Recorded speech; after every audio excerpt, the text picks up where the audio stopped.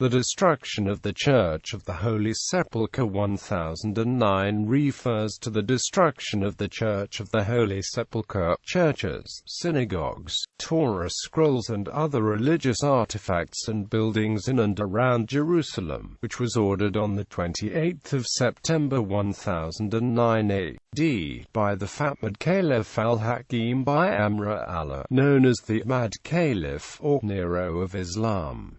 Prelude to the desecration. At Easter in 1008, Al-Hakim started tightening controls on religious freedoms in Jerusalem, forbidding Christians from making their annual Palm Sunday procession from Bethany.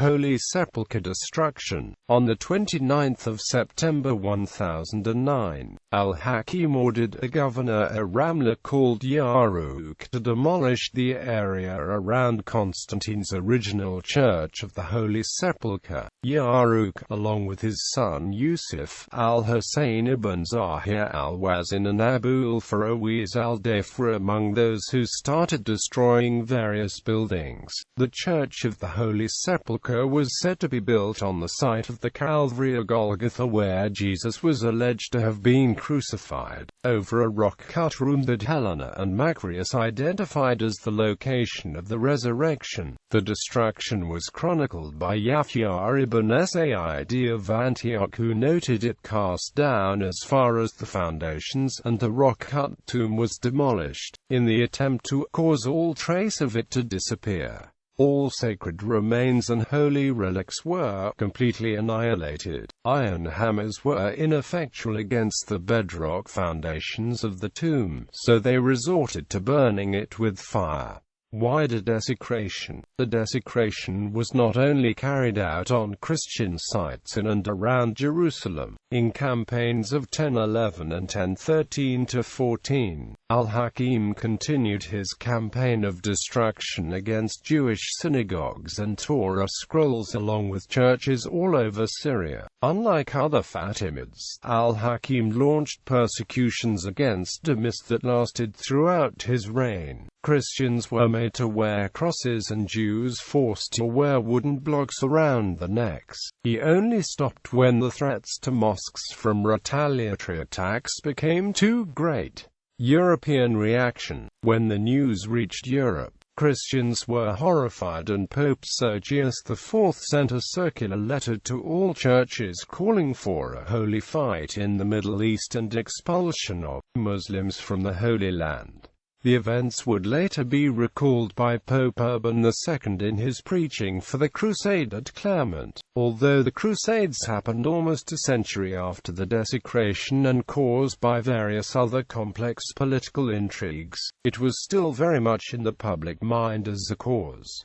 It was considered so by William of Tyre. A.D. Shaban wrote about the events, drawing associations between Al-Hakim and the Antichrist, blaming the Jews for inspiring his desecration of the Holy Sepulchre. Rudolphus Glaber also wrote a history of the events, blaming French Jews from Orleans for sending a message to the Caliph via a pilgrim disguised as a Jew. The message was said to have been hidden inside a hollow staff and urged the Caliph to destroy the sepulchre on threat Christians would take over his empire otherwise. Rudolphus portrays Al-Hakim as gullible and firmly cast blame on the Jews. This led to outbreaks of anti-Semitism and violence against Jews across Europe, with King Robert II of France ordering forced conversions and Henry II, Holy Roman Emperor, to expel Jews from Mainz, condemning Judaism as heresy.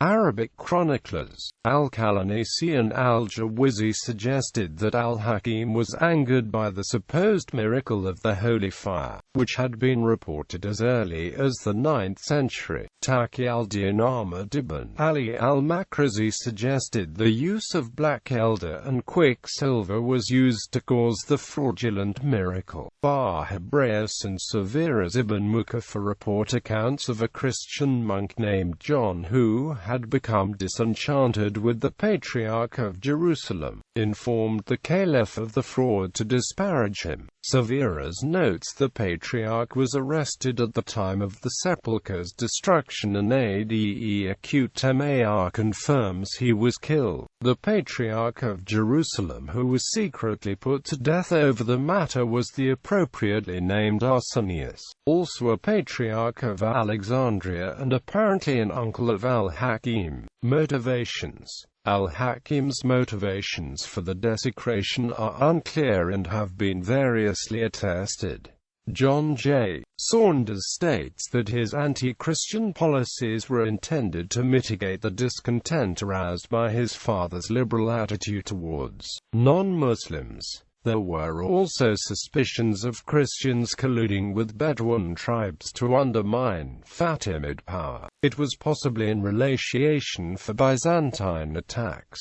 In Master of the Age, historian Paul E. Walker writes that in the popular imagination of the era, Al-Hakim's actions were interpreted by some Muslims as doing what a Muslim leader should do, by destroying the pre-Islamic cultural heritage as part of a policy seen to be commanding the good and forbidding the bad. William of Tyre suggested Al-Hakim's mother may have been Christian and he desecrated Jerusalem simply to quash these suggestions. Some note Al-Hakim's shifting religious allegiances, finally starting a new Abrahamic religion that incorporated Buddhist beliefs in reincarnation. Others simply think he was psychotic.